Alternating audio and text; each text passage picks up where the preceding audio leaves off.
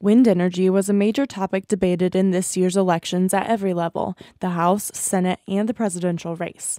Through the election results, American Wind Energy Association CEO Denise Bode says it was proven that Americans overwhelmingly approve of wind energy and vote for politicians who support the industry.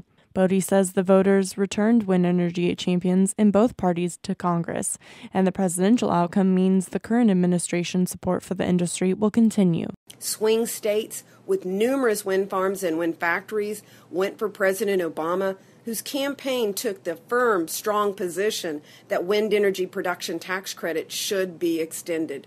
That included Iowa and Colorado, where layoffs have already struck wind energy factories because of the uncertainty over when Congress will address the tax credit, which expires at the end of this year.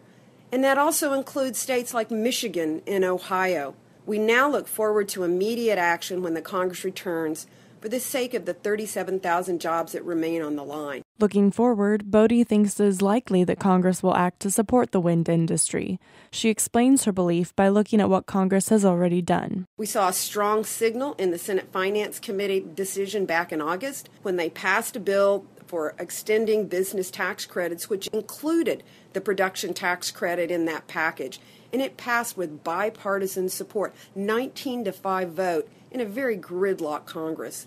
We've already heard from leaders like Majority Leader Harry Reid in the Senate and Senator Chuck Grassley in previous months that this is a top priority for them to get done.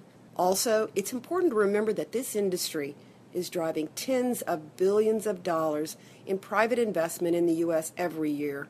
75,000 Americans are now working in wind power, and farmers and ranchers across the country are getting hundreds of millions of dollars each year in this new cash crop. House Ag Chairman Frank Lucas says the wind industry is the newest cash crop for farm country, and Bode says wind energy does provide a valuable cash crop to rural farmers. Landowners in the rural farm community can receive lease payments up to $120,000 over 20 years for just one wind turbine on their property. Overall, that accounts for hundreds of millions of dollars going to American farmers, and that's a lease they can take to the bank and get other valuable assets for their farms. Plus, more than 98% of wind projects are located on private land, driving money into the hands of the rural farm community all over the country. Wind is a clean source of energy with virtually no pollution, and Bode says each year over 20 billion gallons of water are saved that otherwise would have been used by conventional power plants.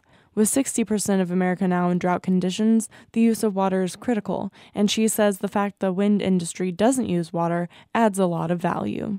Bode says it's important that Congress acts immediately to support the wind industry by extending the production tax credit so that farm communities can continue to partner with the wind industry and receive invaluable land lease payments.